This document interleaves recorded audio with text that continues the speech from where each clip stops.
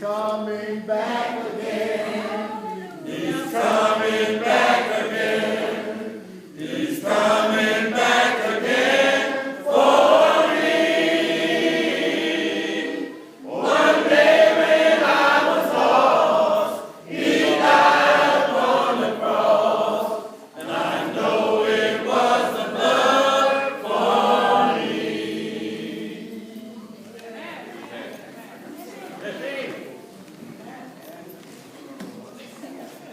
Good evening, church. Good evening. I guess one of them were trying to get back at me, but they were baptized in the cold water. See, you have to be the head deep when I got baptized. Getting that water so hot.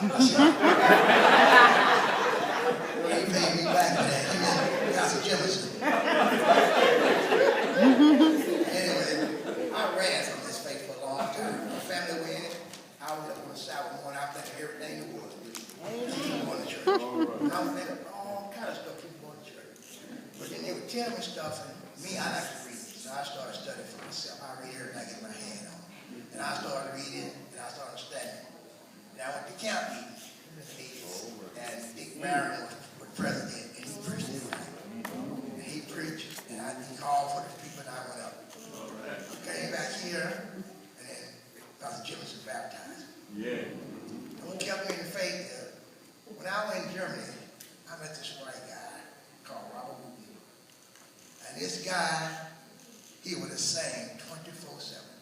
He didn't care who you were. He would always sing. I never talk about anybody. He always talk about the Lord. So then I started listening to him, and I started studying more. I like the 2300 day prophecies, Daniel Revelation seminar. I like all that. And that'll keep me. And the people here in this church is helping me to stay strong. Someone always calling me at home asking, where you at when I'm not at church? You're always praying for me. And that's your love. So I'm here because of my study, and because of the people, and because of the people I met as I passed through this life. So y'all keep praying for me. Amen. Number 10. Number 10. Just because you have shoes, I want you to know that all God's children got shoes. I got shoes, you got shoes, all God's children got shoes. When they get to heaven, we're gonna put on the shoes, we're gonna walk all over God's heaven. Heaven, heaven. Everybody's talking about heaven, ain't going there. Heaven, heaven. Gonna walk all over God's heaven. I got a robe, you got a robe, all of God's children got a robe. When I get to heaven, I'm gonna put on my robe, I'm gonna shout all over God's heaven. Heaven, heaven.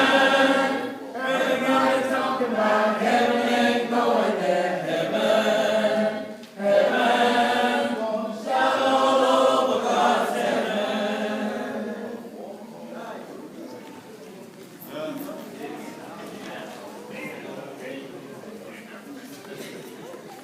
Good evening, saints.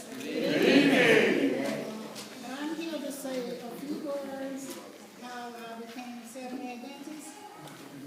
I was raised a Seventh-day Adventist. I was one of the fortunate ones of 7 children from Magnolia, Mississippi. I was reared by a second cousin that was a Seventh-day Adventist, Sister Lily Robbins, and Brother Larkin Robbins. I counted a blessing because the others didn't have the opportunity that I had of learning right day to go to church on. They were Sunday kids. They had their big meetings, and I remember Mom Lily used to go out there to the meetings, and I would meet my cousins. But I counted a blessing because she brought me to Louisiana at 9 months old when she raised me. I had a whole lot I had in mind to say, but I don't have a few minutes to say it.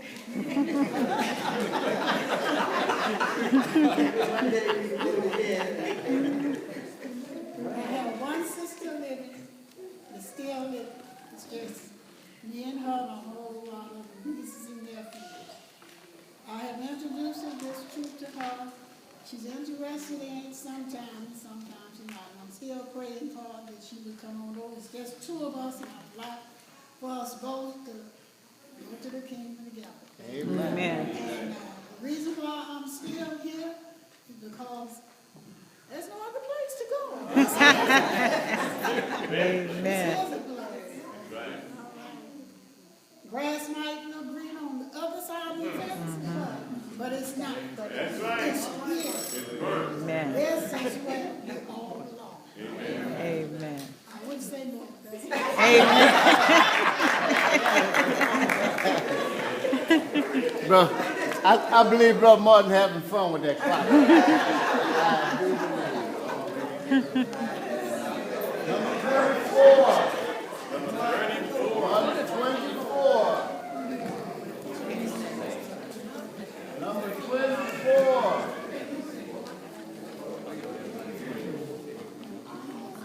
Which number? 24. 20. Well, I'm on my way to Canaan. I'm on my way to Canaan. I'm on my way to Canaan. I'm on my way, praise the Lord. I'm on my way. Down, down.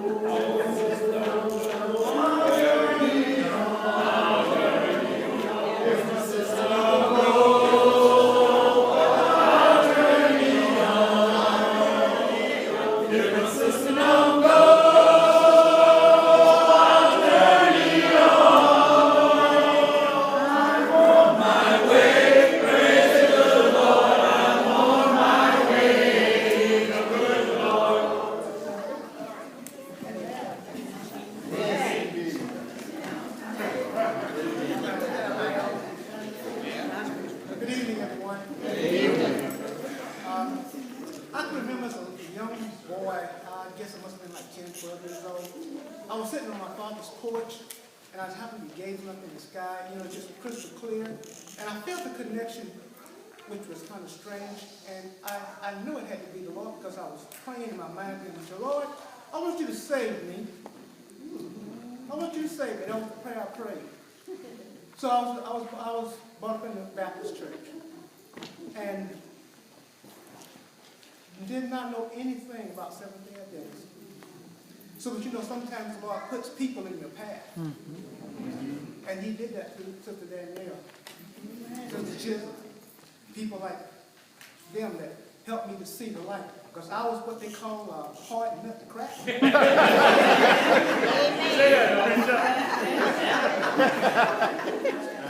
So even when they told me about the Sabbath, which was foreign to me, I said, I'm going to check this out for myself. I'm going to prove them wrong.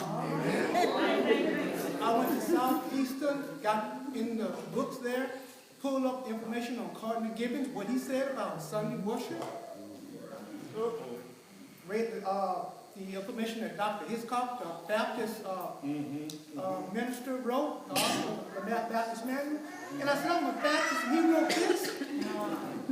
I said, Lord. Then I thought about kind of like it was when I was growing up, how like we were farmers, pretty much. And we had horses and stuff. And we had to prepare the ground to farm. That ground was hard sometimes. And when you hooked the horse up to the plow seat, so to speak, he was kind of snorting, grunting, and looked back at me like, what's going on? This is too hard. But after the ground was broke, we used another tool called cultivator. It became easy. And that's kind of like it is with the mind. It's hard, but once you understand, accept Christ, it becomes easy. It's better to obey God than man.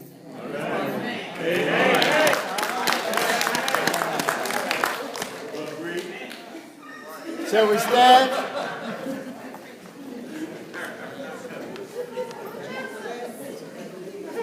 Page 8. Page 8. Page 8. Hush. Hush. Sound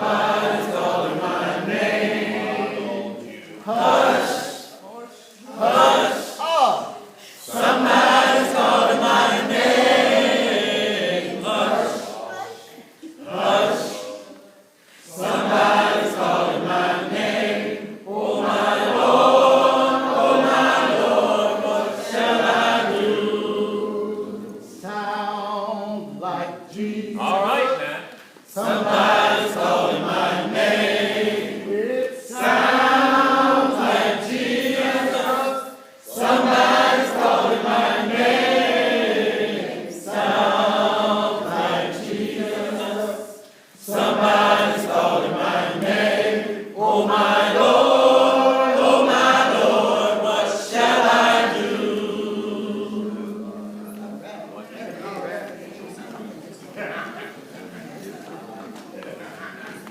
Okay, we about 5 minutes after, we gotta step it up right there, quick.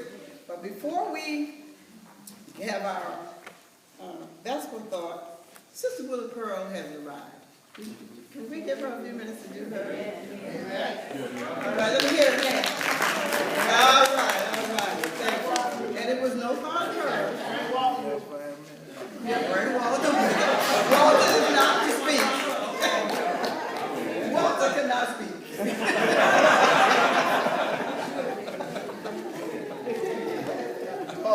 Got the guard, bodyguard. Well, good evening, everybody. Good evening. Question is, when and how did you come into the Seventh-day Adventist faith? From a little child, I can remember almost always going to church. There was a period of time when we did not go to church, but even if Daddy had a night out on the town, he wanted to make sure the next morning we were in Sunday school. And so, but my first encounter with the Seventh-day Adventist was during the summer of 1961, and the person was Elder C. McNorton.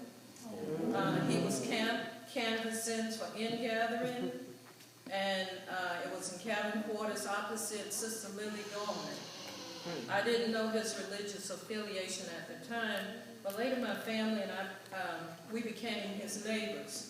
And one Sabbath he invited me to his guest day youth day occasion, and Mama said it was okay, so I went. And that's where I met Barbara Hammond and some of the other Hammonds at the time. He later invited me to a evangelistic effort in Baton Rouge. I think Elder Newton was running that effort, and Mama Lola, well, my mama said it was okay to go to that one too. We went on a school bus. The school had a school bus at the time. And so we rode over there, and Elder Billy Wright's sister was a teenager at the time, Avis Wright, and she was playing the piano for him. On the trip, I met Mama Lola, and I want to tell you, well, anyway, I wanted to tell you that I didn't know that she would later become my mother-in-law.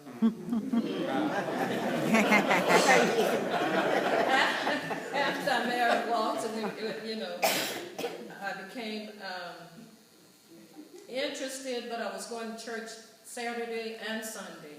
And so Mama Lola decided to enroll me in the Voice of Prophecy, and Elder H.M.S. Richards would send me literature, and I would study.